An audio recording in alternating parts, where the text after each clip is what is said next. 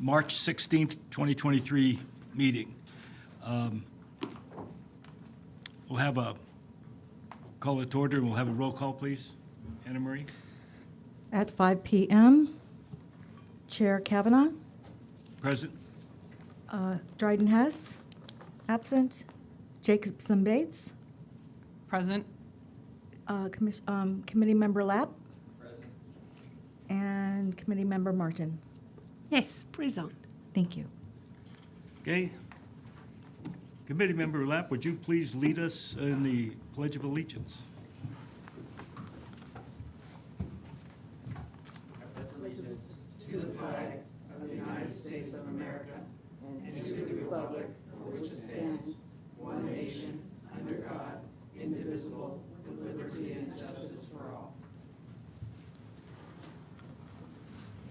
Appreciate that.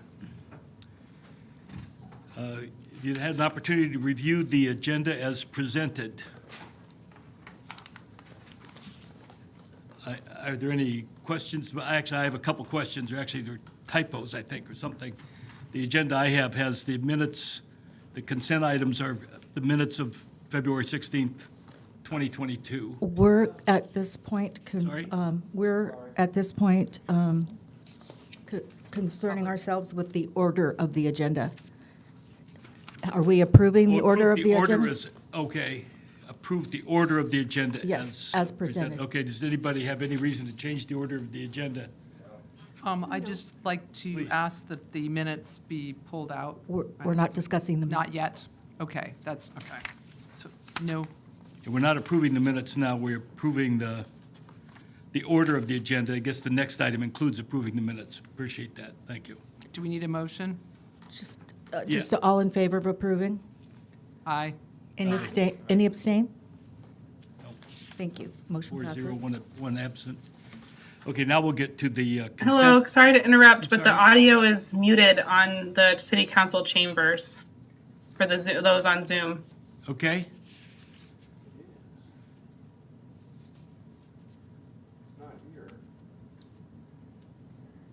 you sure it's not on your end? Got it. Sorry. Oh, wait, sorry, it should be all right now, is it? Yes, thank you, Chair. We can hear you now. Thank you. Chelsea, should we begin again? Yes, we stopped being able to hear when Anna Marie started talking. Should we Okay. just repeat the vote? Yeah, we should repeat the vote. Approve the order of the agenda as presented, and I had 4, all approved. Yeah, Thank there's you. That's sufficient. You don't need to 4 actually approved redo and it. 1 absent, one member's absent. Yes. Thank you. Okay, so we Thank go to. Thank you, appreciate that. So we're now on the consent items. Again, to approve the minutes of February 16th, it is 2023. Yep. And also receive the current planning and building division projects for March 2023. I'd like to ask that those, that we pull the minutes from the consent. Okay? So we will, we'll pull the minutes from the consent agenda, consider that separately. And do you want to, anything on the on the building projects? Actually, I did have a question for staff on the current projects, and it is in regards to the property, and this may not be the right place for this, but the property that is kind of a conceptual review or in progress, is the property owner responsible for maintaining that property during the time that it sits vacant? They are, there's a section of the code about nuisances, and it includes vacant lots, but we're aware and code enforcement is aware. Thank you. That answers my question. Okay. Well, if it's split out, let's just go for each of the 2 items. So there's 2 items. Well, are there any, maybe, well, let's go ahead with the minutes If of, I may, Chair, I can clarify the procedure. okay, please. Yes, so since one item was removed from the consent calendar, that item can be handled separately after this. But first, Okay. I would say public comment on the remaining consent items. Okay, And then after that, you can entertain a motion for the consent item, the remaining consent items, which would be item 2B. okay, fine. And then after that, we can do, do public comment on the consent items, and then you can do a motion for item 2B and a motion for item 2A. Okay, thank you, Counselor. So let's proceed with that. We'll continue with, conclude the consent item agenda, and that is item 2B, receive the current planning and building division projects, March 2023. Any comments or clarifications or items of discussion on that? From anybody in the room? So with that, I'm open, I guess, for a motion to approve consent item 2B. So moved. Okay, moved. And seconded. All in favor, say aye. Aye. Aye. Aye. 401. And we'll go now to the minutes of February 16th, 2023, item 2A. I had a couple of comments. Page 5, top line, Susan Bott, Save Our Stars We Watch via Zoom. She spoke about exterior lighting. In the minutes, I had expected to see, she spoke about the exterior lighting. Mayor Infante mentioned this at the city council meeting on Monday, but we're changing how we're doing the minutes, because the minutes should be procedural about like that public comment happened, that a vote happened, and we've been getting into issues where, folks are requesting that the minutes get changed because I didn't quite mean that or such. So we're removing a lot of that extra language, and we'll be doing that moving forward. Okay, so just for my knowledge going forward, would it then just say that she spoke? That's Okay. my understanding. Because I felt like if it said she spoke about exterior lighting, it needed to say what she said about exterior lighting. So I don't know if that's, then maybe I misunderstood as to the context. We typically were doing minutes that way, but we're now moving away from that. So Okay. you were not mistaken. We were actually going to use today's meeting to tell you about the change in the minutes. Yeah, because I've asked to have the minutes more fulsome to reflect the nature of the discussion, and there was a better indication of the basis on which the members of the commission or legislative body acted. So I know that doing the other way shortens the minutes, but you lose something, I think, in that. But that's the way the mayor wants it. I think, are you gonna? I think there's also value to the fact that we record everything. So, like, for example, when I'm working with people, I recommend that they not only look at the minutes, but they also look at the recording, because while we summarize a lot, there's a lot of context that's missing. So I utilize both tools for people. But yeah, we are at a point where we're moving away with the minutes about Okay. like the extra detail. That makes good sense with that addition of the fact that they're recorded. So with that said, there are a couple of things, though, that I think should be fixed. Down in the paragraph, it's about halfway down, it starts with discussion continued. It says that they using structure of wrought iron, that's supposed to be wrought iron. I didn't understand some of the rest, but I think that now it Yeah. doesn't matter because of your comments. So that most of my other comments are irrelevant, given that there's a recording to reference. So, and that's kind of a minor change. Thank So you. I'd like to move, if this is appropriate timing, that we approve the minutes with that one minor change to spelling of rod versus the correction to rot, Okay? WROGHT, to Was clarify. that a second, Mary Vaughn? Yes. Okay, that's what I thought. So Sorry, I'm new.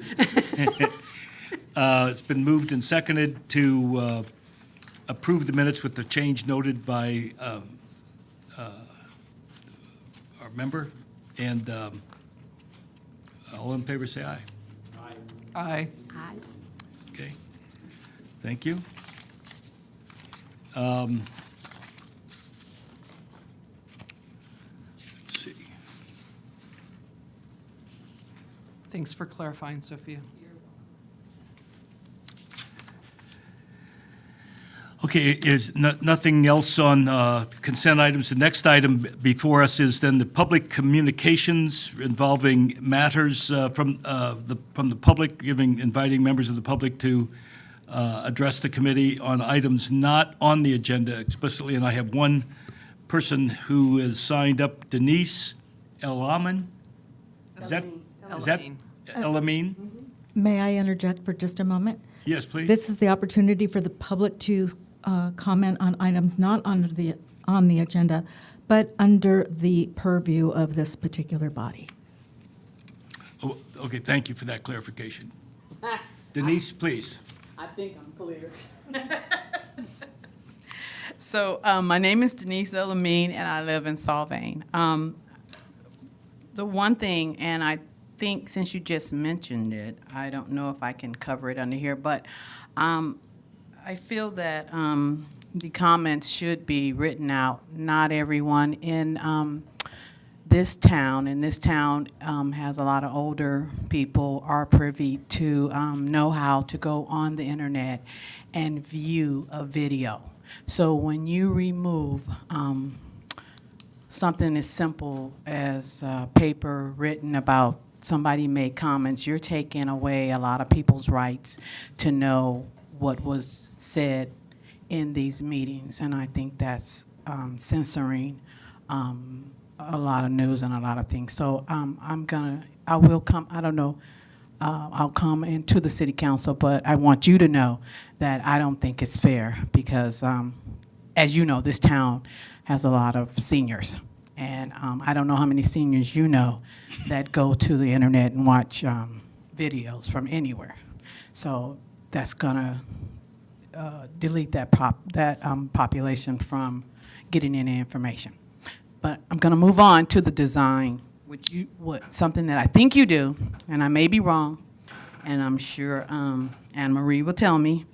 I want to talk about the Solvang trolley and the signs that are being allowed, I guess, by the design committee to be stretched out over a street and to take up 5 important parking spaces with just simple signs. They're not made up like Danish signs. They're just regular signs. And I don't think it's appropriate. For one, I don't think it's appropriate to take up 6 spots for a trolley that should only park in 1 spot at the most. And I don't think that this particular company, the Solvang Trolley, which is not owned by Solvang, it's owned by a person who makes money off of it. And I don't think they pay Solvang anything. So they're getting a lot of entitlements just because they have Solvang in their name, I guess. But I think that you guys need to consider this design plan when you look at the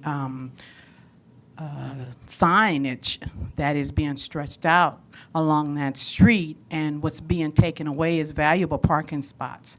So I would just ask if you guys could consider looking into that, if I'm in the right place. And I will come and do what I have to do to get that on the agenda. Thank you, guys. Okay. Thank you, Denise. Yeah, and we do have an item later on in the agenda where we're going to be talking about how to update the sign ordinance, and we'll note your comments to be sure that that's an item that's included in that review. Can I talk again then for E? Yes. Thank you. Well, Can I, just to clarify, because I don't want to waste your time, Denise, and you can decide whether that's going to happen, but that item is specific to just providing them information. It's actually the next meeting where they will be deliberating flags and such. The next The next design review committee meeting, because this item is just to hand over the sign regulations, and which is like 34 pages, and then the staff report from 2022, so that they have a month to be able to review that and be thinking about changes specific to flags only. So I would need to just get a copy of that, the same report. Yeah, and you can reach out to me, and you can come by the office. All right, thank you. Yep. Okay, thanks. thank you. Any other items on, I guess that's it. Any other items on the public communication non-agenda? Thank you. Okay, so let's go to items number, are we ready? What? Oh, anyone on Zoom? I don't see, I guess there may be, is that down in the bottom right corner? Are that people that are? Correct. Those are people that are on, but they're not, camera's not on. Right. Okay. Good, thank you. So are there anyone else on Zoom that has any comments under the public communications non-agenda item section? I can't tell if there's a hand up or anything like that on those. It seems like one's blinking there at the top. Is that? No? Okay. Okay, I don't see any there. Let's proceed to the next item. Item number 4. I have a question about this. I mean, I understand we go through these items by discussing, but I'd rather have it be more active, like action item or something like action items, because these are items that require ultimately action by the committee.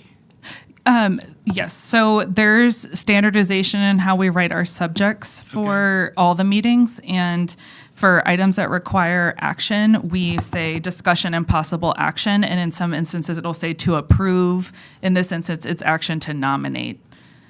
So there's like Yeah. a specific Okay.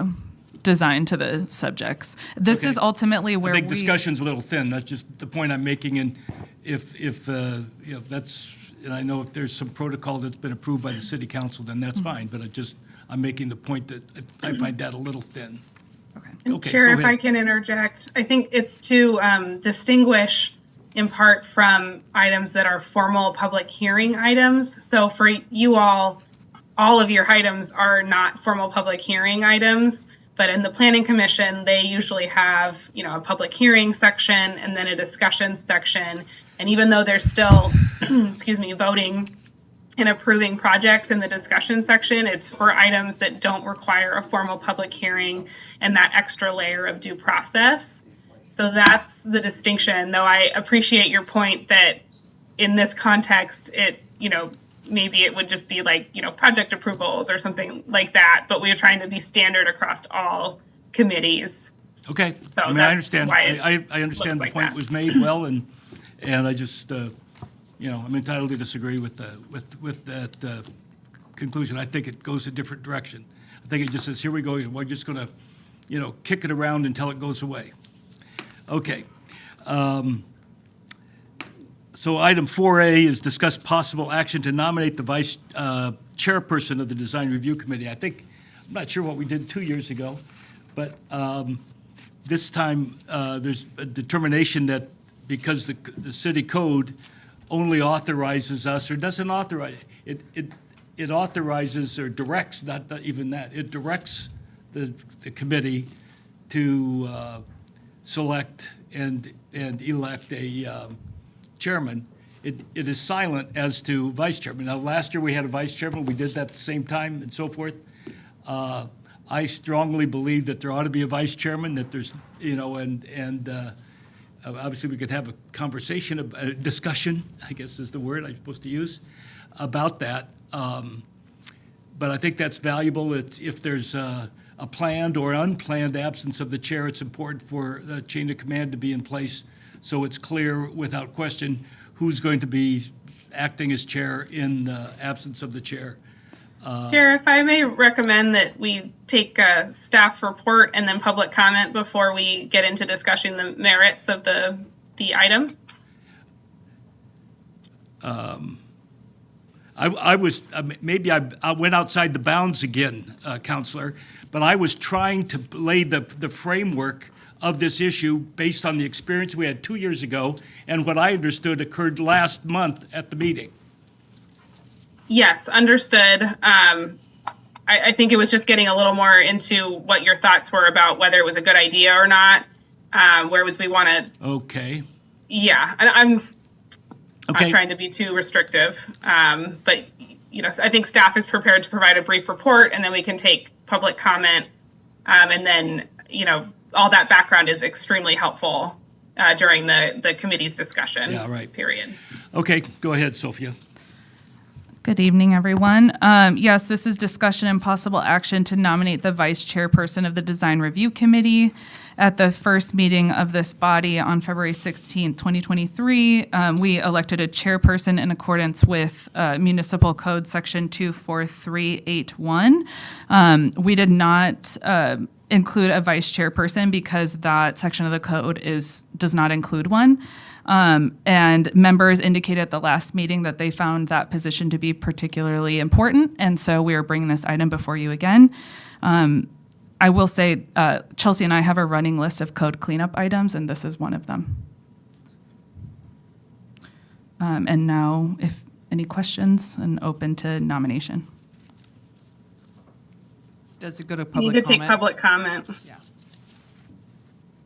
Are there any, you have public comment, Denise? I guess I'll be jumping up all day. Okay? So I agree with you, Patrick. I think you should have a vice chair. It's always important to have a backup. So I just want to put my vote in that I think you're right. And it would be nice to nominate someone as a vice chair to sit in if you can't be there. Okay, Thank you. I appreciate that.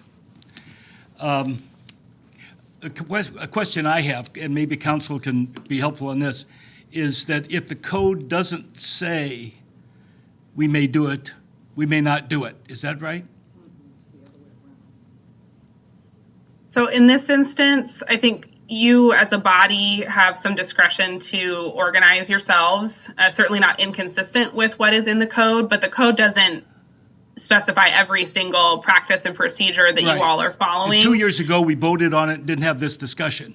Yes. This year, And we're so I having the think discussion. part of the reason why I had to come back and it's a little more formal and maybe awkward is because it wasn't listed on the agenda last time. Whereas if we had just listed it on the agenda initially, there would have been no issue, I think, with you all Okay. voting on it. But we didn't want to have you take action on an item that was not actually on the agenda. And so we brought it back here. I think it's within your purview as a body to say, this is a way we want to organize ourselves. I mean, similarly, you could come up with a pattern of a practice where you want to take, a rule. You can come up with rules to organize yourselves. And I think this falls within that. So Okay. it's not a problem. We just didn't have it specifically on the agenda to elect a vice chair last month. And so Okay. we wanted to be clear about that and provide the public an opportunity to know that the committee wanted to take that action. Thank you, that's a good point, I appreciate it. Yeah. Okay, Can I nominate someone? sure. I nominate Esther to be vice chairperson. If, Okay, Thank you. I'm waiting for a second. we, yeah, no, yeah, she, Yeah. yes. Second. So it's been moved and seconded that Esther be the vice chairperson of the Design Review Committee. Any other nominations? Seeing none, I think we can proceed then to an election, to vote at this time. All in favor, say aye. Aye. Aye? Aye. aye. Okay. Congratulations, Esther. Was that condolences or no? Thank you for your votes and act of confidence here. I look forward to continuing to work with Pat. We made a good team last year, and look forward to working with all the committee. Thank you, Esther. Okay. Are we ready to go on to the next discussion item, item 4B, which is the Oak Park assignment proposed ground sign? Sophia, do you have you want to review that? Yes, sir. So this is discussion and possible action to approve the proposed ground sign at the Oak Park Apartments at 1532 Acorn Way D. So important context for this property is that they are located in the Design Review 20 or DR20 zone, which is considered, according to the code, the area outside of the tourist-related commercial zone district. So there are two districts. The way the sign regulations are written is there's regulations for the village area or TRC and then all other areas. So this would apply to all other areas. I find things all the time in the code as I reread them like a million times. But what I discovered is that in these sections of the code, currently the DR20 zone is not included specifically in the area other than the TRC. I can bring it up on my screen so you can see what I mean by that, but Section 11.13.9 outlines that those standards apply to entities within the C2, C3, professional office or PO, industrial, and light industrial zones.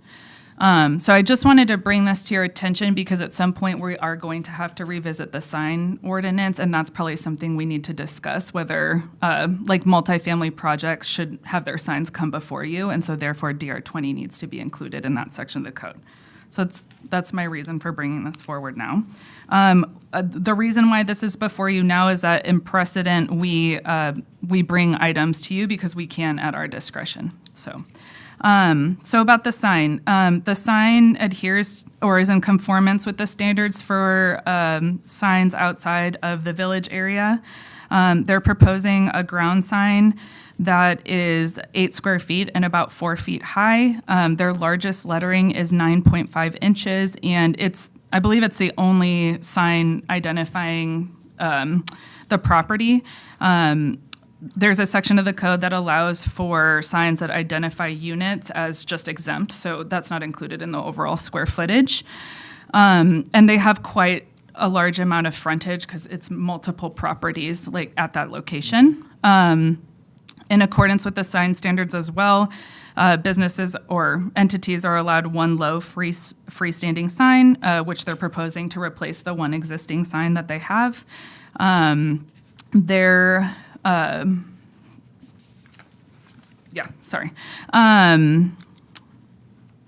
They don't have a sign that exceeds 6 square feet. They had a sign, this is an existing sign that they have approved, and the overall square footage is 18 square feet, and they're not proposing illumination at this point.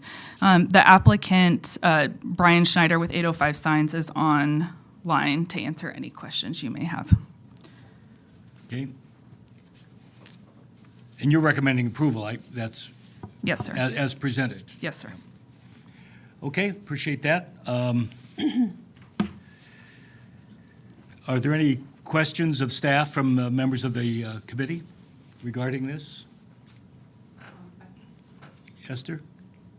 I thought it was worthy of noting that our colleague Jennifer Dryden-Hess, who's not here today, did have a comment that she shared, that was shared with us. Is this the time that we should add that in? Okay.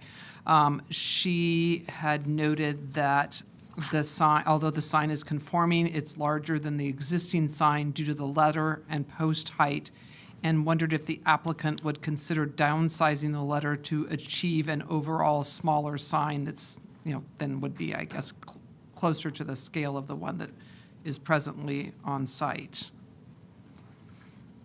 I also had a comment, having looked at the location and understand why, everything's nicely painted and refreshed, and they'd like to do that with the sign, which seems good.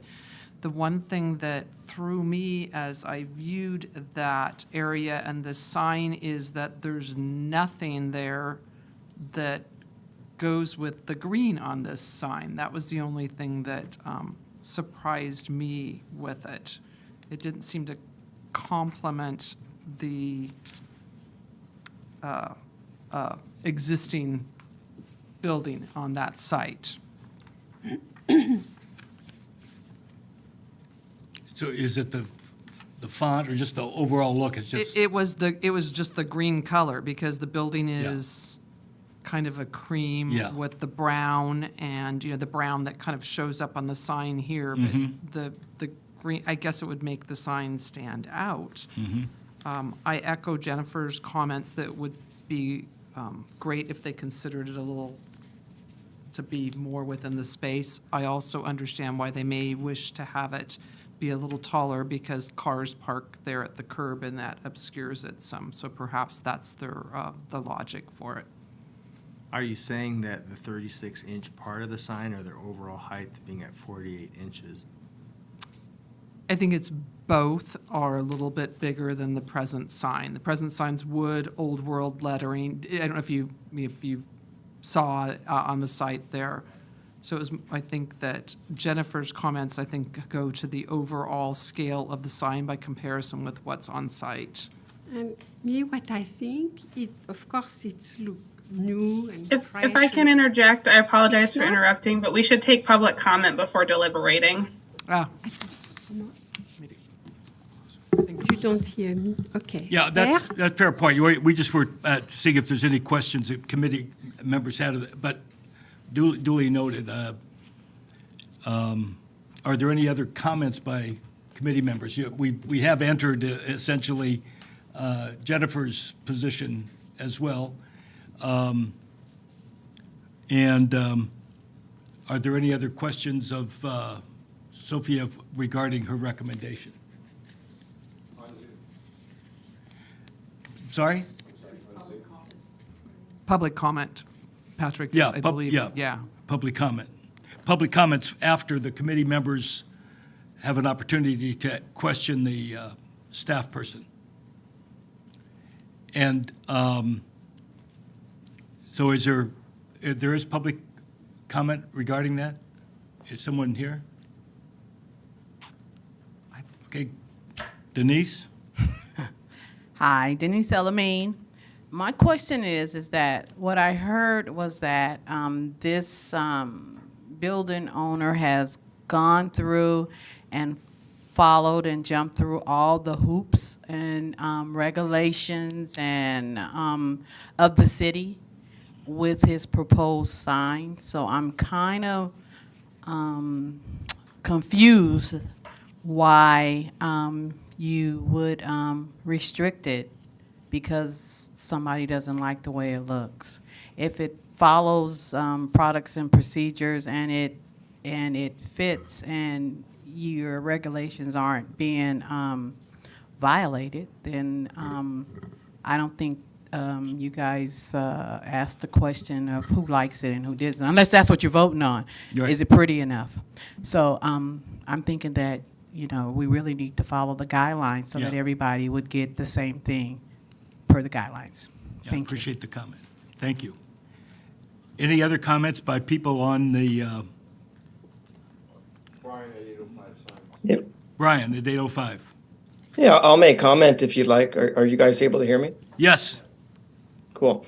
Yeah, so we're upgrading the sign. They wanted to go much bigger, and we could have. We could have gone, 32 square feet or so, but we basically got up to just under 10-inch letter height, kept the similar style. As the previous speaker said, a new company bought the complex, so they're upgrading it piece by piece. So they'll probably be coming in to maybe add green into it, maybe do other upgrades. I'm sure they'll do a lot. It's Highway West Vacation. So they did the Vinland, they did the Winston, they did so many things. So that'll be coming in the future. But we're within height for a ground sign, we're within ordinance. The green is a nice touch to bring it a little bit more of a modern feel and to bring the whole class of that whole apartment complex up. So that's what they're trying to do. I didn't see anything that's out of range for letter height, sign height, size. They're using existing posts. They wanted to go bigger, but the letters would get 12 inches and then we'd ask for an exception. But we're keeping it very similar to what it is now. just a little bit taller of a sign, the same width. And we're not doing just the old, ugly brown sign from 30 years ago. It's going to be a little bit more modern, upgrade the whole place. So let me know if you have any questions. I appreciate that. That's good information, and I appreciate your saying that. Is there anybody else in Zoom land that has a comment? Okay, now we'll go to the deliberation by committee members. I just wanted to kind of speak to Denise's comment, and part of our our findings that we are required to, look at in approving and reviewing these applications is that signs shall be well-designed, appropriate for size and location, and that the signs shall be appropriate and in relationship to one another, the environmental qualities, open spaces, and topography of the property. So there are parameters with which we're charged with seeing that it fits within. As staff noted, and Brian confirmed as well, it seems to fit within all of the guidelines. It's great to hear that they're upgrading, and it is obvious that the sign is the part that needs to be upgraded. Okay. Me, I think, of course, it looks very modern, and it's where it is, bon, it does not interfere with the historical part, and it makes the building apartment look better. I don't know if they have been upgraded themselves, but it sounds better to see the sign. It's not Everybody my taste, but it's okay. Good, yeah. You have any other comment? Yeah, I think it's not, maybe it's not what the rules say. I agree with the comments made earlier that I think we really, assume a pretty heavy burden if we want to reverse or direct that a sign be built that is within the stated guidelines of our sign ordinance.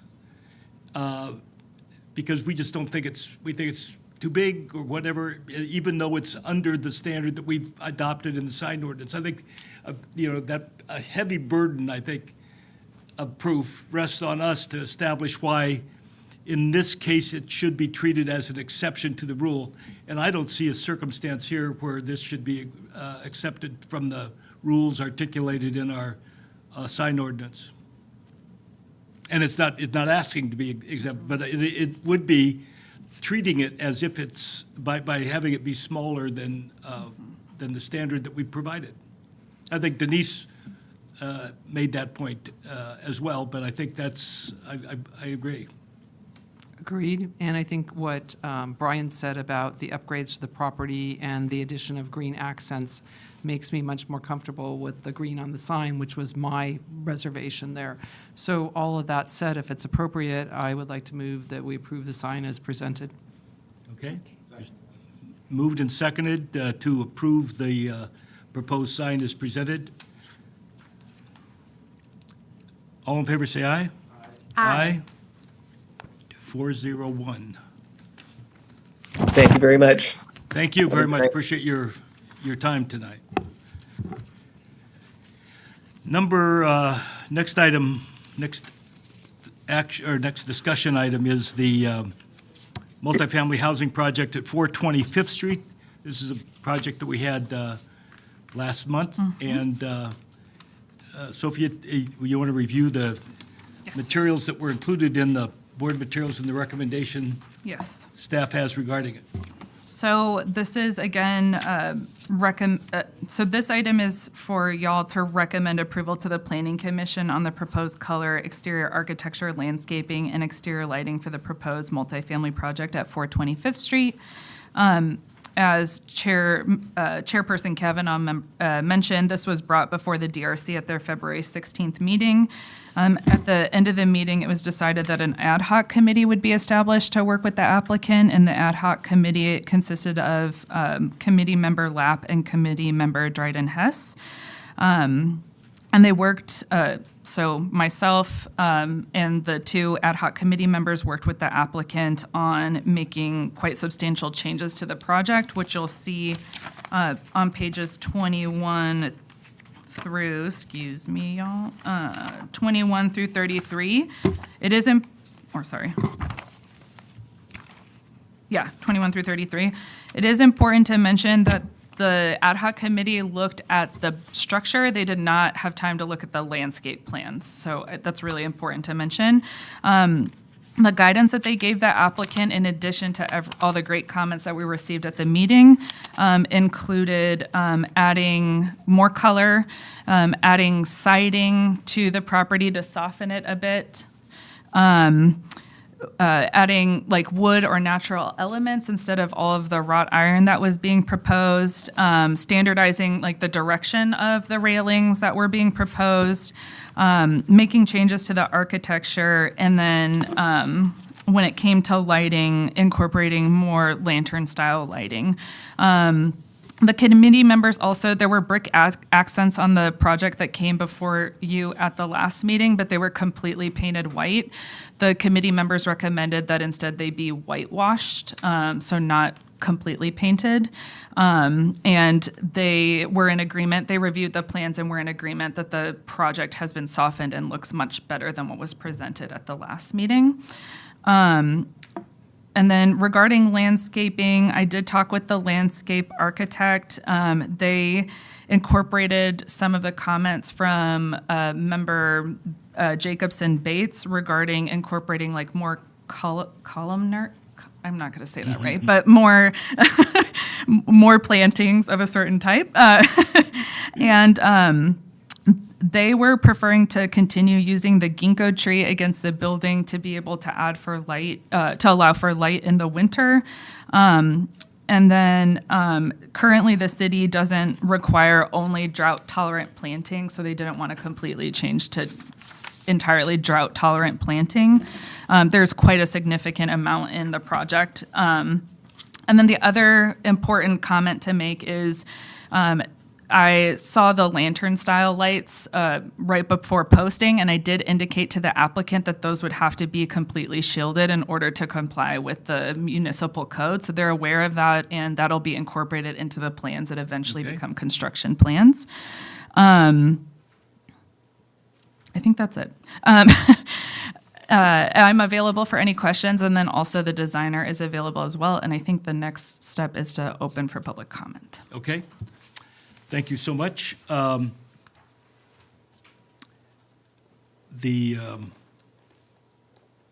there any questions that the staff, or that the committee members have of the staff, though, first, before we open to public comment? I want to give the committee members an opportunity. Now, I don't know when, but at some point we can, as Esther did earlier, read into the record or submit. It becomes part of the record is Jennifer Dryden Hess, our member that's absent today because she's ill, obviously participated in that with our committee member Lapp, and I want to thank both of you very much for the great work you did on this. I mean, I was impressed with the product that came out of it.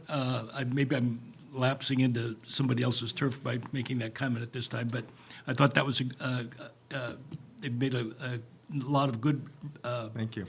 design changes that I think reflect some of the concerns, that address some of the many of the concerns that were expressed at our meeting last month. So thank you both for that good work. Any questions, again, to the staff about the recommendations that they're making?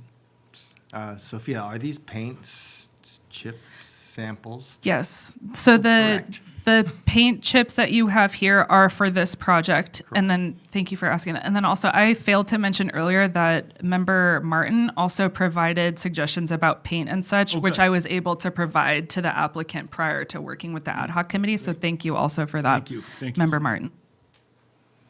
Good. Okay, are there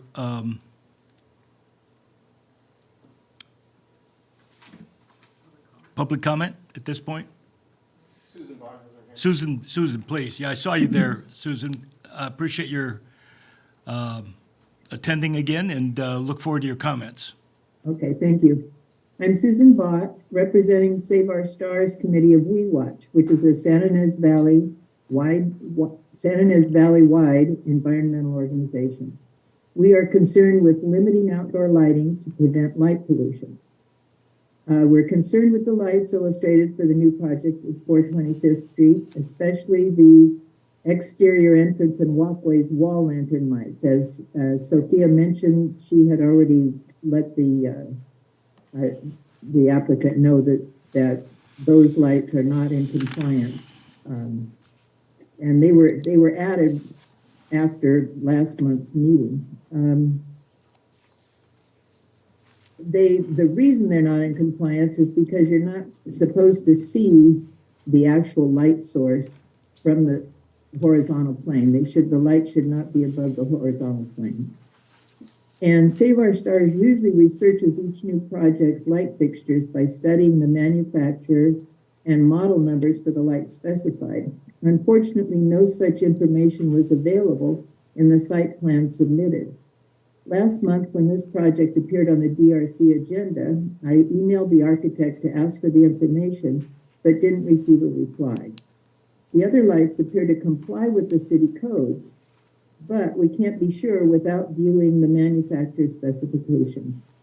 We hope the DRC will hold off on ruling on this project until this data is available and can be evaluated. Thank you for your time and consideration. Okay, thank you, Susan. Sophia, are the steps that you announced earlier that you've taken, do those address her concerns, or and I know you often talk with Susan, or maybe to review those specifications? Yeah, so they did reach out. She did mention that I had addressed with the applicant about the lantern lights and it needing to be fully shielded and not being able to see the bulb. I also asked the applicant to incorporate their comments from the last meeting regarding the fixtures that they didn't change, regarding making sure it's a warmer tone and doesn't go above or isn't warmer than 3,000 Kelvin. So I did incorporate that. The exterior light section of the code could be enhanced a bit. Right now, it really just says the light can't go above the horizontal, and I feel like the lights that they proposed previously meet that standard. Okay. Sophia, are these the three samples that we're talking about, these pictures? Are these Yes. exactly the ones proposed? Yes, sir. Thank you. Just to clarify, What page is that on? Committee Member Lapp is talking about the lights on page 30. Okay. The lantern light was the only light that was not proposed last time. That was a comment that was made by this committee to incorporate a lantern-style light fixture. Okay. We wanted to make it feel more transitional, traditional. Yeah, that's good. I like that. I had a little bit difficulty understanding Susan's comments at the beginning. Did she say something about walkway lighting, or did I not understand that? Could you? No, she did. I think she was referring to these two lights because the exterior parking wall light and the exterior parking ceiling lights, I believe, are going to be used throughout the property. Okay, thank you. Yeah. As I said, I was having a difficulty, and Susan, please speak up if that's not correct. Are you okay, Susan, with that clarification? No, you're correct. It was the lantern lights that were our main concern. Okay, thank you. Thank you. Is there anybody from the project itself here? I should ask them, probably should have first. Yeah. Hello. Yeah, please. Hi. Hello. Sophia, perhaps you did not receive from me an email because I did send samples of the lights with the specifications 2 days ago, but perhaps you did not receive it. I'm sorry, Avi, I did not see that. Sorry, because I did change it to lantern lights like you asked. I did not choose shielded one, but I know that this is a request from you, and it will be. Where the light bulb is not visible, but we did change all the lights actually to lantern style lights. So to clarify, what we currently have on the plans are 3 types of lighting. Are you saying that you changed all of them to the lantern-style lamps? Yes, I did.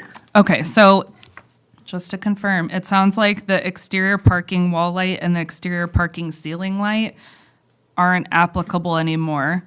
They're all the exterior entrance and walkway wall lantern lights that will be used throughout the property.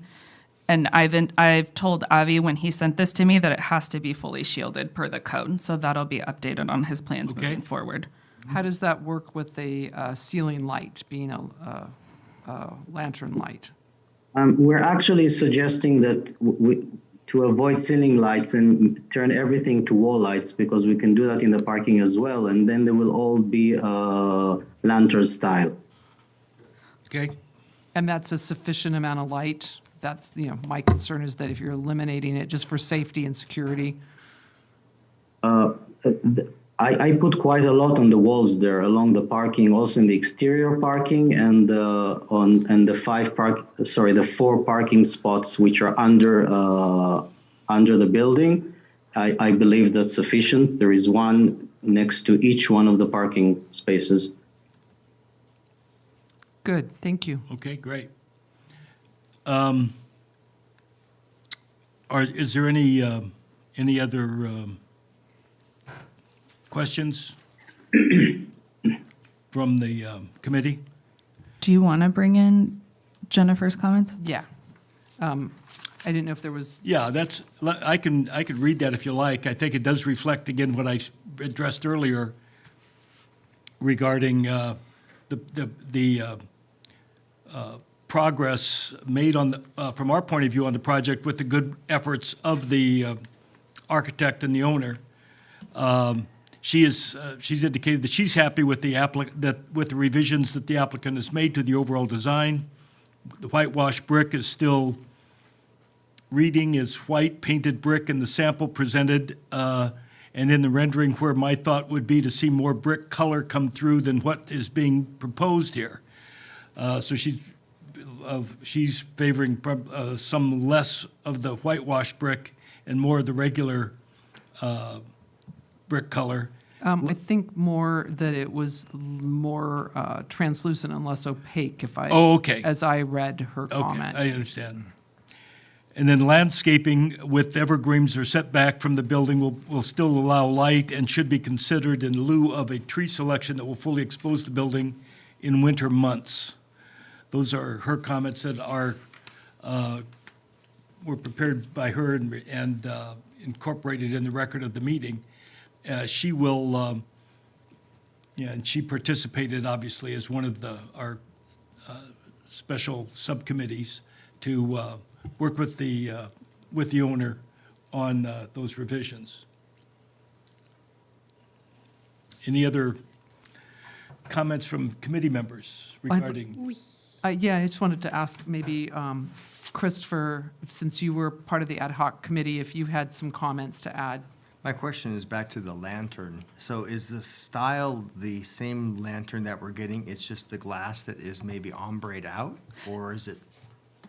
So it'll be the same style, they just have to put shields On the- where you can, in the glass. Okay. Or the light is, usually with those, it's more like the light itself is up in the top of the lantern. So you don't see the bulb. So the lantern top is like this and the Yeah. bulb is up there. The glass may still stay the same. So this would be much stronger if we're seeing that particular bulb. That's what he's saying. The new ones that are coming are this style, but you can't see the bulb. I understood what Avi said as this is the style. Okay. So I think that if I am understanding your comments, it's how is he achieving that with the new lights? Is it being achieved through a more translucent glass, or is it being achieved by putting the bulb up into the top metal part of the fixture? Because there's 2 different ways you can achieve that compliance. That's something that I can work with the applicant on and get fixed for the planning commission meeting, just to make sure that the light sample has either the bulb up or is more clouded in the glass. Speaking from Yes. experience at the museum, we did it, had the lights retrofitted and the glass was more of a translucent as opposed to transparent. And the light was up inside, and they are not adequate light. So you can't do both to have Okay. it still be safe for lighting. Just a note from my experience. So you're saying one or the other? Yeah. Okay. And would you share those with Susan, just if, when that final version is in? That was my request too, is that information be viewed and approved by the Save Our SARS We Watch committee. I don't know if that's a way that's allowed, or at least I don't- for input, that they are allowed Yeah, to. I can consult with them, but they don't Thank have They the don't have final approval- They don't have determination. approval Yeah. authority, Yes, exactly. if you will consult with them, Yeah. please. They will also have an opportunity to comment at the hearing when the Good planning point. commission hears the Yeah. project as well. Yeah, good point, good Yeah. point. Thank you. Okay? Chris, did you have any other? No, I'm comments? good. That's Yeah, great. again, thank you. That's great. Thank You're you, welcome. and thank Jennifer for good work on that. Are there any more discussion? Yes, Yes. please. I have a question. We speak a lot about the architecture of the building, but I'm new here. I was wondering why we don't focus more on the landscape. Is it possible to have it in 3D too, or not? Because the building is going to take, 2 years? And then they're going to plant things, and how it would be enforced, what we pick. We can talk about that internally. My only concern is that I imagine adds to the cost of developing the project. And I know that I'll think more about it, like procedurally. I think in part it depends on the project potentially. Like I'm thinking about the old lumberyard where that could be helpful. But I'm concerned about adding additional costs, especially on a housing development. So we would never know at the end what it would look like. Really. I think her question is different from what you're answering. Okay. What you have is, there is here a plan that shows it. I I think have what's, to have a magnifier, to look at the name of the plant. Because I wanted to visualize, I am an artist, what it would look like at the end. But like I said, the building is going to be done, 2-3 years maybe? And what would happen of the choice made on the landscape? I guess And I wish there is a software which could show in 3D like they do with a building. That's Well- a great question. Is there a way for the city to track and enforce what they're planting after 2 or 3 years? That would be. So we do have to do a final inspection. So once they go to the planning commission, they receive conditions of approval, and then once they're done constructing the project, planning division does a final inspection and signs off on it. So that does happen at the end of the Against- process. against Me, the plans it's that we- important. Yes. Okay, great. Yeah. It's important. Yeah, It's sorry, like, Yvonne. the Monet Garden, he did several stage, several color by season. But here we can use that also sometimes to enhance the little faulty thing in a building or hide something. So for me, it's very important, the landscaping. well, and I think what's missing here is that because it was a revised plan, we have a landscape plan that's kind of an aerial view, so to Yeah, speak. without the buildings. yeah. Without it showing in the building plans, which it typically does. Most of the time, the architect draws in the planter beds and how that screens the building, and that part is missing because of the revision, from what I can tell. And that was a question for me as well. And there were a lot of, we could plant this or that. So it's kind Well, of vague. and my experience has been, the reality is that when you see a landscape plan with a plant palette like this, once the project is at the point where the plants go in, sometimes those plants aren't available and they're substituted with like item. And it's the optimal plan here, but that isn't necessarily exactly the way it looks in the end with landscaping. All of that said, I echo Jennifer's comments, and we talked about this at the last meeting, that I would like to encourage the applicant to put in more evergreen trees so that there is some screening that happens during the winter, because it appears that the great majority of these are deciduous trees, which is going to be significantly different look from season to season. And most of the time, it's good to have some screening on the building for both visual and practical purposes for keeping it cool. And that's a comment Jennifer had as well. that, Correct. Get the Yeah. evergreens I- where feasible. Okay, so they did, just to clarify, they did add evergreens in the parking area, which they did not have before. And what I'm hearing is that the preference is that there be more evergreens surrounding the property. Yeah, you have some there, yeah. Oui. Can I step in? The landscape architect is with us. Erin, do you want to say Yeah, something? I just didn't want to speak out of turn. Can I comment? I did review the video from the last meeting. Okay, Yeah, so the comment about deciduous trees, we did change the deciduous pistache tree that was in the parking area to island oak, which is evergreen. And the ginkgos, the whole idea with the ginkgos trees are to provide shade in the summer and light in the winter. However, if the board really wants an evergreen tree there, I have called out a strawberry tree as an alternate tree on the plan. And I have called out a few alternate plant selections throughout the plan as well. And as far as columnar plants, I added dwarf Italian cypress on the north, south, and west sides of the building, and also bay laurel shrubs on the same elevations. And so that kind of beefs up the screening of the building from the public right-of-way. And there was also a comment about drought-tolerant plants. I mean, we're pretty much 95% drought-tolerant. There's a few vines that are moderate water use, but we're well under our allocation for water. That the state model landscape water efficient ordinance allows.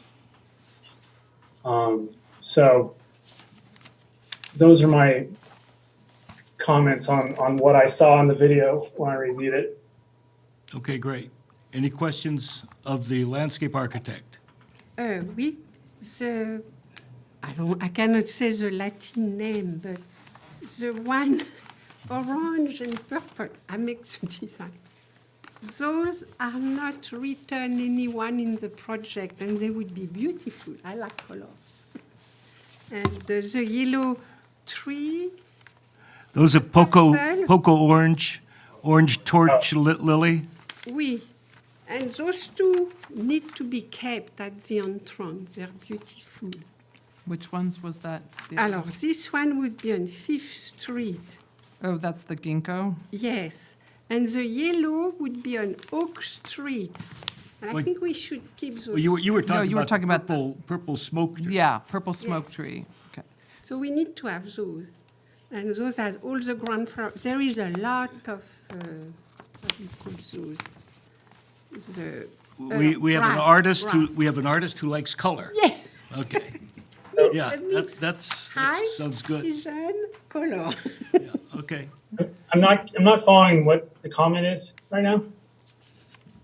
I think she was just indicating, some plants that she was looking at in your palette here that she would like to see because she favors more color perhaps, and less, some of the standards. But that is one of the ones that she was pointing out was the orange torch lily, the purple smoke tree, and similar selections that have that provide a palette of color Less to, grass. yeah.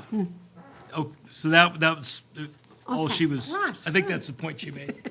Yeah, the smoke tree is also deciduous, but I did call out as an alternate tree, a fruitless olive for that. Okay, So there's options here. okay. So I think And- that, sorry. Sorry, I like the I don't know, the growing thing on the wall. The The vine. Boston or that would be good on the wall. Complementing the vines to soften the wall is what I'm, Voilà.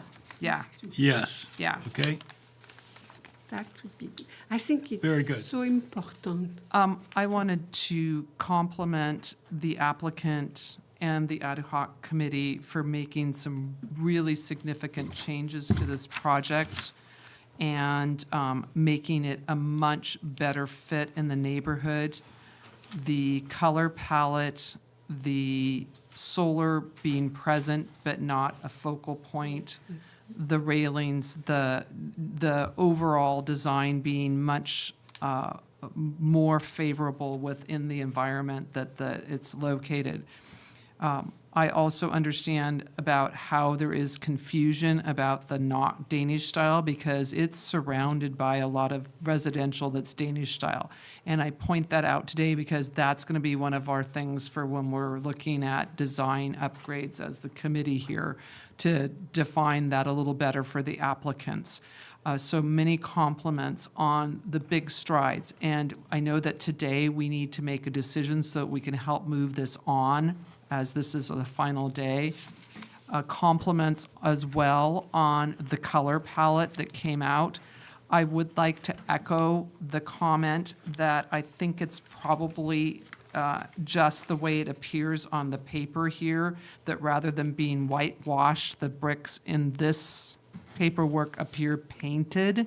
So as long as they're whitewashed so that it's more of a, you know, little bit, gives the feeling of brick rather than just a painted brick wall, that would be my comment, and that is echoing Jennifer's comment as well.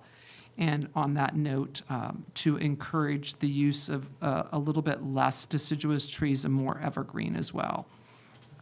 But compliments to all on how this has progressed. Yeah, I'm sure the record will show that we're complimentary of the efforts made, and I'm appreciative also of our committee's work with the project people, the project architect, and landscape architect, and others who worked on it. Is there any more discussion before we move to a vote? I'm open to accept a motion to approve the proposal as presented with the provisos, I guess, we've talked about regarding lighting and special considerations regarding some of the plant materials. I so move. I second that. I think Okay, we have a motion in 2 seconds. All in favor, say aye. Aye. I 401. Thank you. Thank you. Thank you all in Zoom land for your good help on this project. We Great appreciate it work. very much. And Thank you. thank you, staff and committee and Yeah, applicant. of course. Avi, I'll follow up with you tomorrow. Thank you so much, Yep. Sophia. Bye. Okay, next item is item 4D, which is the city park gazebo. To review, in the Solvang Park, to review and approve the materials to re-roof the gazebo. Yes, so this is part of a project that I think has been going on for a year now. I know that last year, I think Brian, a former committee member, and Esther went and met with Roger to talk about the painting of the gazebo. So what we're here today is to talk about the next step of the project, which is changing the roof. So eventually they'll be changing the lighting, and Roger first wanted to repair the roof because it leaks a lot, and so would ruin any new lighting. So this is coming before you. This is a capital improvement program project, and this is coming before you to decide which shingle type we go with. So you'll see in option 1 in the staff report, sorry, I have color right here. So you'll see in option 1 of the staff report, this is the existing gazebo shingle. And then option 2 is the more like sawtooth style shingles. I think Roger told me that the cost is the same. I think he told me that earlier this week. And so it's not really necessarily an issue of cost. It's what your preference is, what you'd like to see happen with the gazebo. So the decision today is whether you go with option 1 or option 2, or whether the city goes with option 1 or option 2 for the shingles. And Roger is not here, but I will try my best to answer any questions. My question immediately is the fiscal impact, because it says here it's unclear. For option 2, yeah. Yeah, for option 2 with the whatever you want to call those shingles. Sawtooth, thank you. So he told me that the shingles themselves is not an additional cost, but that's a great point, Esther, that what he indicates here is that it's unclear if option 2 would require additional work and modification of the roof structure because it is changing the shingle type. So I think when it comes to cost of the shingles themselves, it's equivalent between option 1 and 2, but whether there's additional costs to change the shingle type is unclear at this point. Well, Jennifer had some really good comments on Yeah. this, too. Go ahead. Do you want me to? Yeah, please. Put that in? Okay. If I may, if Yep. there Oh, are, public if those comment. are comments, then maybe we can wait till deliberation, but if Okay. they're questions for staff, they would be appropriate now for public Okay, comment. fair enough. Thank you. Thank you. Okay, so we have, are there any questions the committee has of the staff? That, I guess the issue we had was there hasn't been any clarification since the materials were prepared about what the difference in the cost would be. Okay, There has not. I do not think at this point the project has advanced enough to know whether like any structural work would need to happen if Yeah. we change to option 2. okay. Any other questions of staff at this point? Are there any public comments regarding this project? I think See- Chris had a question. Who? So the, Oh. well, I think we're waiting for them. Oh, Chris. Oh, We're good? yeah, go ahead. So the roof is leaking, correct? So regardless if it's option 1 or option 2, that all needs to be repaired, correct? Yeah, they'll have to put down new like sheeting and all of that. Yes. Okay, thank you. I am surprised that the cost for the materials is the same, because I don't think that the labor should really be different. But is it okay if I read Jennifer's Sure, comments now? Yeah. Okay, she says to go ahead with the same material and re-roof in option 1, and option 2 being more ornate will likely cost more if for some reason a bid comes in that is materially comparable, or approximately 1,000 or less in difference, then go to option 2. And she echoes what I feel like. We don't need to spend the city money to have a roof that will only obviously deteriorate over time. And I concur with those comments, that option 2 has a kind of very special look, but if it's going to be more expensive, I don't think it's worth the city funds to do that. I prefer 2. I prefer 2 too, but after likewise. what Esther said and what I read, we go in the unknown. They're going to say that's the same price, but then they have to do this, they have to do that, and it's more money. But it's so much. Yeah, and I have the same feeling. I think it is important for whoever's making that decision to make sure they get the full cost of both options and see how far apart they are. And then somebody had to make that decision. But I think the message here is if it's not appreciably more expensive, then we go with option 2. We should Is have. that a misstatement? I concur. We, That's Yeah. correct. yes. Do we want to establish a parameter that aligns with Jennifer's, or 1,500, or? Well, see, Or do I we don't even? know if $1,000 represents, 50% of the cost or 300% of the cost. I mean, it's. Or, sure yeah, it's- or 5% of the cost, Yeah. yeah. I think we need to get the numbers. Yeah. Without the numbers, we cannot decide. So what I can do is I can report back to Roger, that you prefer option 2. However, cost is very much a determining factor, so you would need that information. I'm trying to think about how to move forward. Right, that was my question is, when is the goal to start the re-roof? My understanding it was next month sometime you are after, correct. after Easter. Yeah, he said I think he said April or May. Which sounds like it could come back to us for a decision. But why you cannot give us an estimate? I think his concern is until the contract can get in and see like the condition of the roof, and like because it's a different it's not a different material, but I think the concern is like potentially the weight, like whether we need to do more work to the roof itself before putting the shingles on. Yes. Can a contractor take off everything and then we come back to 1 or 2 to see the state underneath? Because the first, I was hoping we'd be able to give them direction, Yeah. preference, which is number 2. Yes. But with the admonition that, if there's a conclusion made by the city manager or you, or whoever, Okay. that the difference in cost is too great, so be it. Yeah, that's because I don't want to hold the project I up. wouldn't That's want my to- concern. Yeah. Yeah.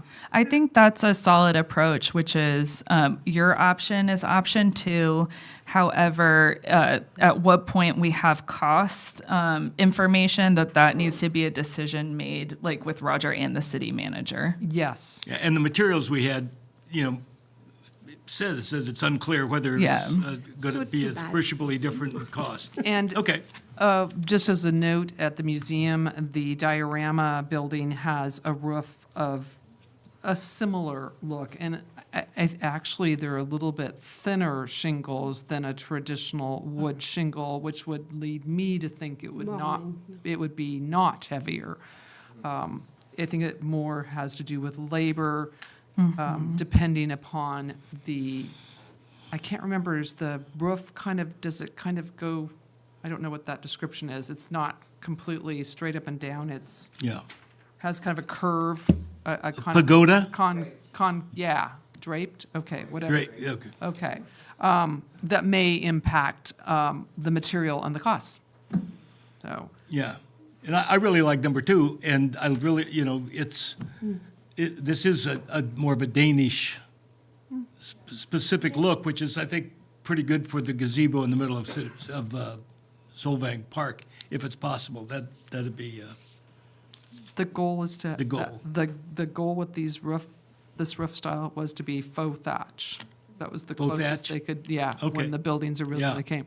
So do you Right. need a motion on this? I think it would be helpful, and I also need to mention, because Roger and I walked to the gazebo today, he mentioned a couple of times that when they first put down the shingles, it's going to be a more like raw color. Like this is the color that comes when it's been weathered.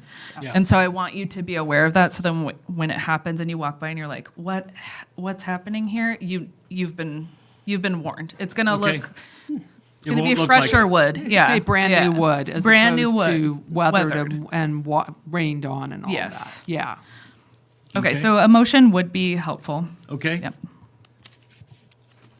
Well, I move that the option 2 be I move that option 2 be the choice dependent upon the cost to be left at the discretion of the city, what's Roger? City, Director of Public Works. to the Director of Public Works and the city manager to determine if it's within their budget. That sound right? That sounds good. Is there a second? I second. Okay.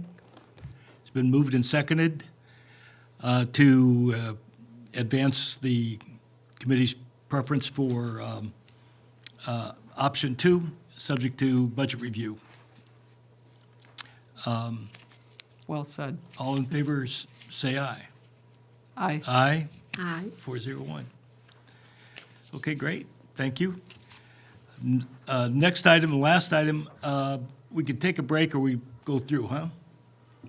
Is this, I go Yeah, for is it. this item going to, This item is just to hand off the sign regulations and the staff report from 2022 for you to read in preparation for the next meeting. So this will be the item on Okay. your next meeting agenda.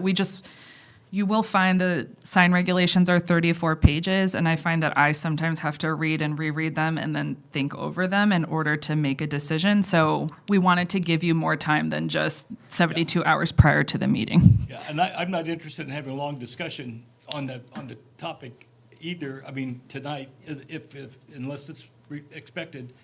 But, I'm leaning back in my seat, sorry, Anna Marie. What is expected of us then at the next meeting about this? I mean, are we going to get into amending 34 pages of sign ordinance? Chelsea, you're going to jump in if Yeah, I I get can this jump wrong. in if you want. Okay, so, she's jumping in, never mind. Okay, Go ahead, Sophia. So tonight's meeting is just to hand off the information. The next meeting will be having a more concrete conversation about flags, which includes pennants. And there's another item in here that Chelsea mentioned, and feather flags. I don't think we're expecting you at the next meeting to come up with objective standards. We're having a conversation and then we'll take that information back and draft things for you to review at another meeting. And this is why we're giving you this information today, because it's a lot. It's going to be a long conversation. but it is only those two types of flags? It's not others signage at all, but, At this point, it's just anything deemed a flag. okay. And to give some context, and that's outlined in the staff report that we attached, is Right. that it's a First Amendment issue. Right now, the city requires specific types of flags that can be flown, but we cannot regulate the content. We can only regulate things like the size and how many. So it has to be an objective standard. It can't be Okay. subjective. Okay, Yes, so we'll be looking for your input on, what you think would be appropriate objective standards for how many flags, where they should go, what types of flags should be subject to what type of level of review, whether it be, staff level review or discretionary review with you all, or that are exempt. So that type of discussion is what we'll bring forward next time. We don't have to have all the answers at the next meeting, but we wanted to give you the sign regulations now so you can review and start thinking about how flags are currently addressed under the sign regulations, and start thinking about how those standards might be made more objective. And then we can start that more substantive discussion next time, and we can come back with language based on your comments. okay, great. I do want to add, though, while you're reading through the sign regulation, if you see anything, that's something that we can discuss we can agendize and have other discussions, because the sign regulations will probably have to be reviewed at a later date, given the code enforcement that we're doing, the feedback we're getting from businesses, et cetera.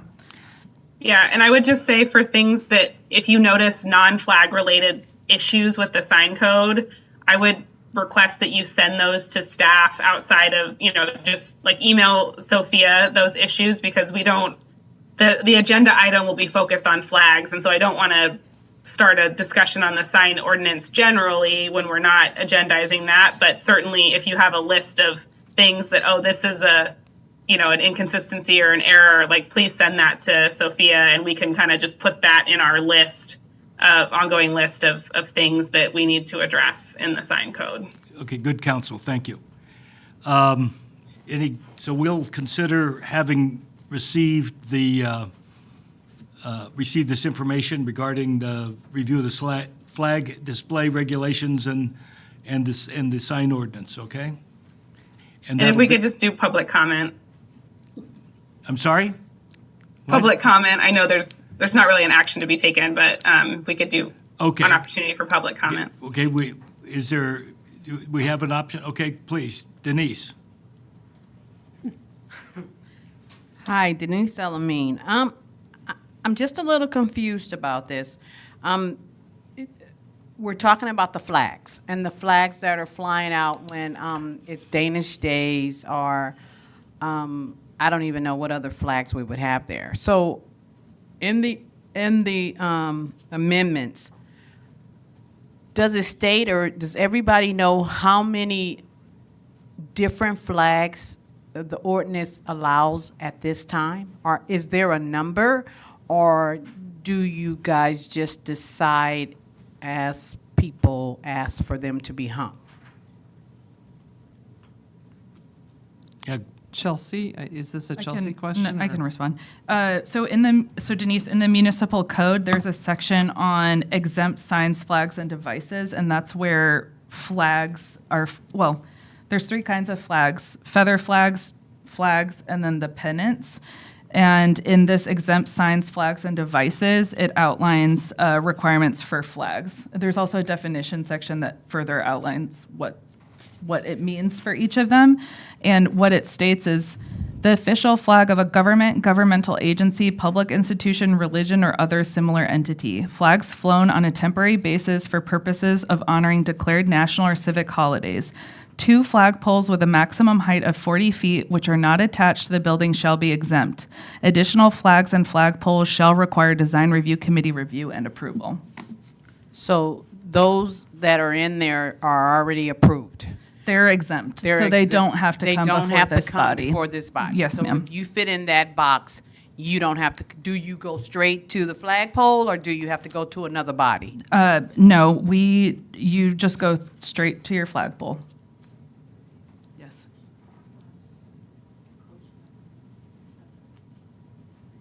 So it depends if you're encroaching in the public right of way, you'd have to get an encroachment permit. So if But there's no body that looks at like the substance of the flag. here, No, yes. okay, that's what I'm. I think it's a freedom of, Yes. yeah, this is yeah, and that is Yeah. in covered under the First Amendment. section 11-13-4, which is the exempt signs and devices, so that's right in the city code. It's in the city code? Yeah. Okay, thank you. And you have to request a copy of this, the amendments prior to the meeting, because I'd like to get it to the 34 pages. Yeah, you can come to the office and and I'll print them out for you. Thank you. Yep. Thanks, Denise. I'd Yep. like a little clarity on this. So this is, I'm seeing a lot of signs and stuff. Is this, a lot of regulations? Is this what we're supposed to be utilizing? I'm a little confused as well. So the reason that you have this is, the reason you have the sign regulations is that flags, feather flags, and the pennants show up in different sections of the code. So you have it, you're going to have to read through the whole thing. Okay, thank you. Yeah. Yeah, all right. Yeah, So although just it's to 11. clarify, a sign is defined as a lot of things, including a flag. So even if like anywhere, like it's the sign regulations, and sometimes flags are called out explicitly, like when they're exempt. But there are other provisions that might just be about signs that would also apply to a flag, because signs as defined include flags and other types of specific signs, like ground signs or directional signs. There's some general provisions that apply to all signs, and that would also apply to a flag, because signs are flags as under the current code, in addition to other things. Does that help clarify why you're looking at the whole thing? No. Okay. Yes, but no. Because we're supposed to be able to tell what's a flag in there or not necessarily. So it's specific. Like Okay. the code is specific enough. Like, Okay. so the words to look for are flag, feather flag, or pennant, I think. Is that it, Chelsea? Well, but yes, but also like if there's general like standards for that signs have to meet, for approval, like the project approval section that explains like what criteria you're supposed to be looking for to approve a sign application. That's going to apply to an application for a flag if it doesn't fit into that flag exception. So even though that section might not say flags, that's something we want you to look at. And Chelsea and I are being very intentional about how we present the conversation to you at the next meeting. So this is just for your understanding of what we require of signs, which right now, as Chelsea said, flags are like an part of that umbrella. I am a little confused, but I'll read it. Yeah. Hopefully I'll figure it out. I'm hopeful that at the next meeting, we'll provide enough guidance on the different parts because, for example, like a conversation Chelsea and I are having, is a feather flag considered a flag according to the definition of a flag? Or as Chelsea mentioned, there's a process for what you have to follow for signs. Is that the same process we want to follow for flags? Are they exempt? In what cases are they exempt? Like it's convoluted, Esther, so I'm not. And complicated. And Yeah. very complicated. Yeah. So Chelsea and I are trying to do a lot of that legwork in order to finally scaffold the conversation at the next meeting. We just wanted you to have read through this so that you understand how we define flags, in what instances are they allowed, in what instances are they prohibited, and what's the process technically that all signs have to go through. So it's just to inform the conversation. Okay. Yeah. And will you also be giving us some examples? I think that would be extraordinarily helpful. We will. Yes, we will. Could do some show and tell for us, please. Yes. I will say, if you want examples of feather flags, which I needed to look up, if you've driven by the Vets Hall when the Small Business Administration has been out, that's a feather flag, or the plant shop Yeah. has one Plant too. shop, So yeah. those are feather flags. Okay. Flags, as we think of them, are, like the American flag. And that's in the definition section. So that'll add a little bit more context as well. All right. Yeah, and it's probably immaterial, but I know that you do a lot of work on these kinds of project proposals or architectural review. What % of your work, though, is responding to sign complaints? I mean, isn't it fairly, I don't mean to lead the witness, but isn't that fairly significant? Yeah. I mean, Yes. And it's a distracting part of your day, and I think we want to go for fairness and yes. simplicity if we can, but it's a complex deal when you're talking about, city flags, United States flags, Sale and flags. advertising. Yeah. And French. Okay. Yeah.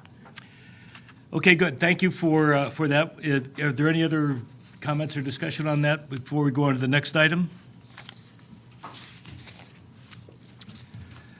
So I have, are there any comments from members of the committee? Any questions? Where are we at? I'm at the committee member comments. Which, yeah. I just have a question, and maybe you're going to cover this in your staff comments. I wanted to just get an update on the compliance officer. Am I saying that right? Yeah, the community service officer. Yes. Are you addressing that in your comments? You Okay. will meet her. I think she's still online. Okay. But yes, I'll talk about it. No further questions? No. Okay. No other comments on that? So I was going to ask you about the community service officer. Is that what we? Yeah, that's what I. That's what you just Yes. mentioned. Okay, I'm sorry. Okay. Any comments from city staff? Yes, so I wanted to introduce you to two new staff members in the planning division.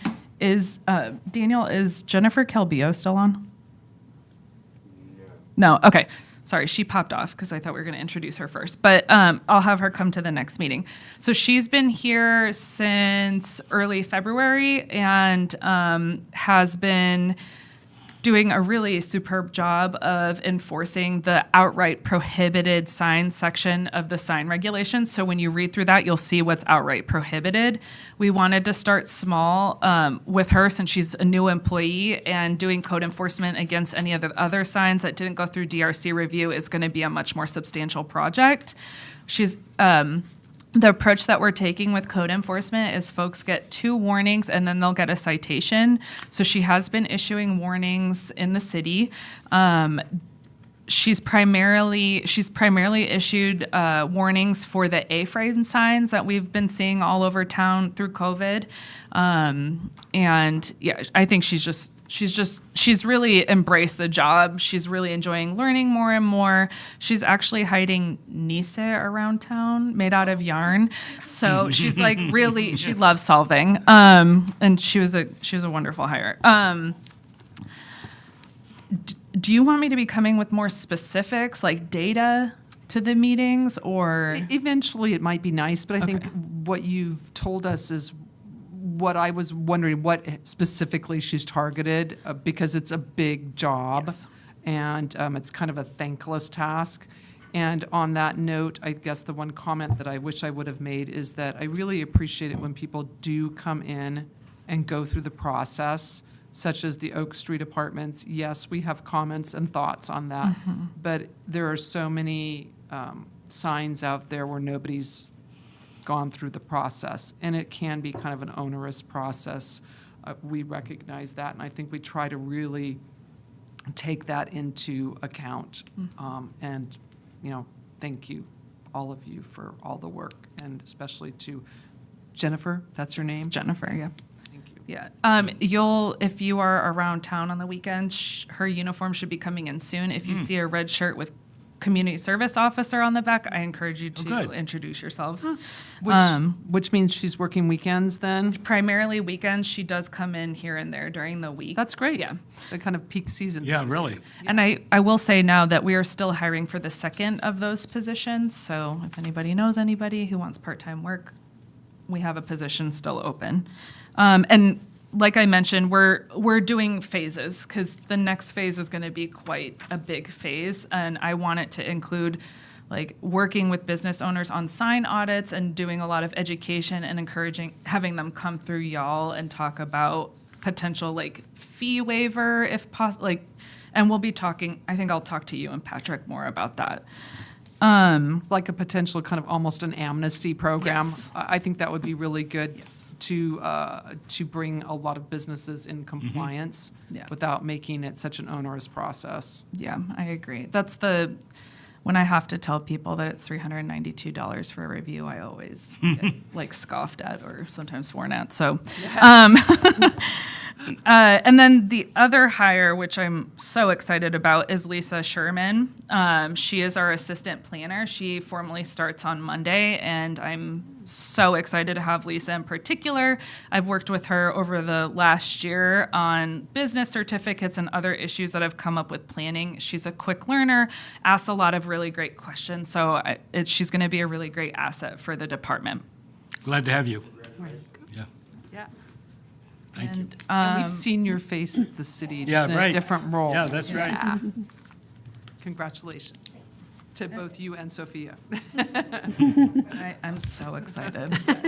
And then I want to let you know for next meeting what's on deck.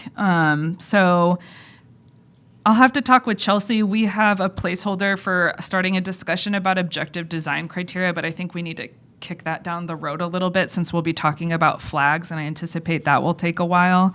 Then we're going to have a pre-conceptual review for a proposed hotel at Denmarket Square. I need to follow up with Susie Sorensen, but I have on here a placeholder for re-roof change for the Osteria Grappolo building. And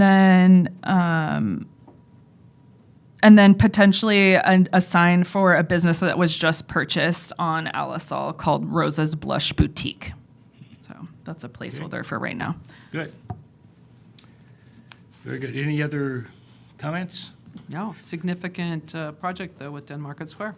Yeah, if I'm calculating correctly, I can be corrected, but the next meeting is on Thursday, the 20th of April. Is that the third Thursday? Okay, Yes, sir. okay. And I know I'm not going to be here, so Oh, thanks. I'm sure glad we elected a vice chair. Okay. Well, then I ask in advance for tolerance from everybody in the room with me through the process. And on Zoom. Yeah. I will say that now that there's more capacity, I want to start like scripting both of your agendas so that there's more guidance in there. Yeah. Thank you. Yeah. Appreciate And last meeting, when you gave kind of like the sequence for public speaking, when, you know, off conversation, that was the first time any of us had ever seen that. That was good. very Yeah, helpful. that was good training. Yeah. Thank you, Counselor. Thank you. Of course. Merci. Okay, absent any other material to bring to the committee's attention now, I'll adjourn the meeting at 6:40. Thank you all. Thank you. Good night. Thank you. Thanks for